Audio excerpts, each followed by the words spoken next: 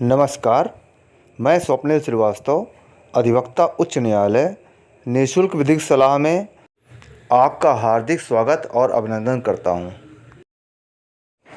4 मई 2021 को पैतृक संपत्ति एवं उसके वैधानिक उत्तराधिकारी का सजीव चित्रण आप सभी को बहुत पसंद आया, इसके लिए बहुत बहुत धन्यवाद।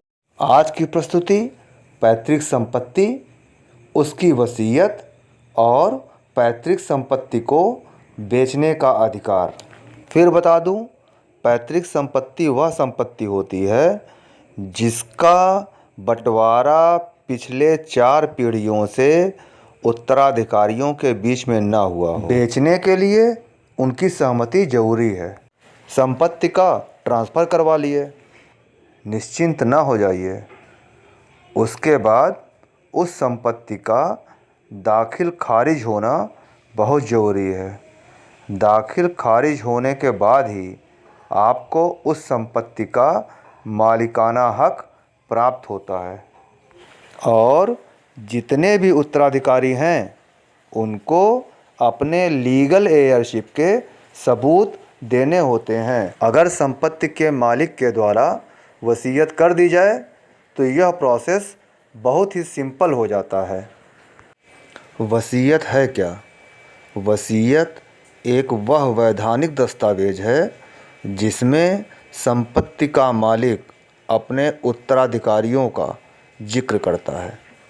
ध्यान दें, वसीयत के रजिस्ट्रेशन की तो कोई आवश्यकता नहीं, लेकिन वसीयत में 2 गवाहों के हस्ताक्षर का होना ज़रूरी होता है। गवाहों के हस्ताक्षर ही वसीयत की वैधता को सिद्ध करते हैं। यदि कानूनी प्रक्रिया पूरी किए बिना कोई वसीयत बनाई गई है तो उसकी वैधता को सिविल कोर्ट में चुनौती दी जा सकती है। अब बात करते हैं, किसी इंसान की वसीयत किए बिना अगर डेथ हो जाती है तो फिर क्या किया जाए। ऐसी सिचुएशन में जितने भी उत्तराधिकारी हैं सबको उस संपत्ति का आपसी बंटवारा करना चाहिए, जिसे फैमिली सेटलमेंट भी कहते हैं। ध्यान देने वाली बात यह है कि इसका रजिस्ट्रेशन रजिस्ट्रार ऑफिस में होना ज़रूरी होता है। अर्थात फैमिली सेटलमेंट अगर रजिस्ट्रेशन नहीं करवाया जाएगा तो यह लीगल नहीं होगा। सभी उत्तराधिकारियों की तरफ से एक अफिडेविट बनेगी। उस अफिडेविट में सभी उत्तराधिकारियों को अनापत्ति प्रमाण पत्र, जिसे नो ऑब्जेक्शन सर्टिफिकेट कहते हैं, वो देना होता है। ये नो ऑब्जेक्शन सर्टिफिकेट उत्तराधिकारियों द्वारा अगर नहीं दिया गया है तो ये इल्लीगल होगा। नेक्स्ट इम्पॉर्टेंट पॉइंट, भारतीय उत्तराधिकार अधिनियम के हिसाब से वसीयत कौन कर सकता है। अकॉर्डिंग टू सेक्शन 59, वसीयत करने वाला व्यक्ति हेल्दी और बाई एज मेजर होना चाहिए और वो खुद की बनाई संपत्ति हो या ऐसी संपत्ति जो उसके नाम हो, सिर्फ उसी का वसीयत कर सकता है। पूर्वजों के द्वारा मिली हुई संपत्ति, जिसे पैतृक संपत्ति कहते हैं, उसका वसीयत नहीं किया जा सकता। हाँ, वह संपत्ति जो उत्तराधिकार के रूप में मिलने वाली हो, उसका वसीयत संभव है। वसीयत का एग्जीक्यूशन वसीयत करने वाले व्यक्ति के डेथ के बाद ही होती है।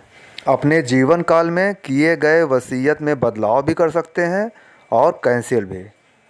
वहीं मुस्लिम लॉ में वसीयत का कोई विशेष प्रावधान नहीं है। शरीयत में इस विषय पर जोर दिया गया है।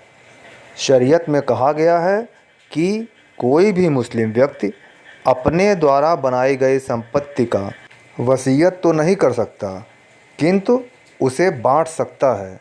यह बंटवारा उस व्यक्ति के माता, पिता, पति, पत्नी, भाई, बहन या बच्चों के पक्ष में हो सकता है। इन सभी रिश्तों में संतानों के हक को प्राथमिक रखा गया है, मतलब सबसे पहले संतानों का हक बनता है। मुस्लिम लॉ के अनुसार कुछ विशेष परिस्थितियों में संपत्ति के 1/3 भाग का वसीयत किया जा सकता है। लेकिन बाकी बची हुई संपत्ति का बंटवारा शरीयत के हिसाब से ही होगा और संतानों का प्रथम स्थान होगा, पहला हक होगा। हिंदू लॉ के अनुसार ऐसी संपत्ति की वसीयत नहीं हो सकती जिससे पत्नी के अधिकार या किसी के भरण पोषण का अधिकार प्रभावित होता हो। एक व्यक्ति के द्वारा अगर एक से अधिक वसीयत कर दी गई है तो जो सबसे अंतिम वसीयत होगी वही लीगल होती है। जिस व्यक्ति के नाम वसीयत की गई है अगर उसकी डेथ हो जाती है तो ऐसी स्थिति में वह वसीयत निष्प्रभावी हो जाती है, मतलब उसका प्रभाव ख़त्म हो जाता है। According to honourable Supreme Court, Hindu उत्तराधिकार अधिनियम के सेक्शन 30 में हिंदू पुरुष को वसीयत संबंधी कुछ अधिकार दिए गए हैं। कंबाइंड फैमिली की प्रॉपर्टी हो तो ऐसे सिचुएशन में अपने हिस्से का भले ही वो बटा नहीं है, जो भी पार्ट है वो उसी फैमिली के किसी भी मेंबर को वसीयत कर सकता है।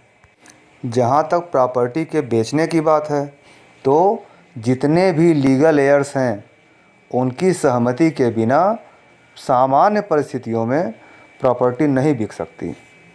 अगर किसी लीगल एयर को प्रॉपर्टी में हिस्सा देने से इनकार कर दिया गया है, ऐसी परिस्थिति में वो सिविल कोर्ट के समक्ष अपने हिस्से के लिए एक सिविल केस दाखिल कर सकता है और जब तक वो केस पेंडिंग है तब तक उस प्रॉपर्टी को बेचा ना जाए इसकी एप्लीकेशन भी लगा सकता है, जो उस व्यक्ति के लीगल राइट हैं।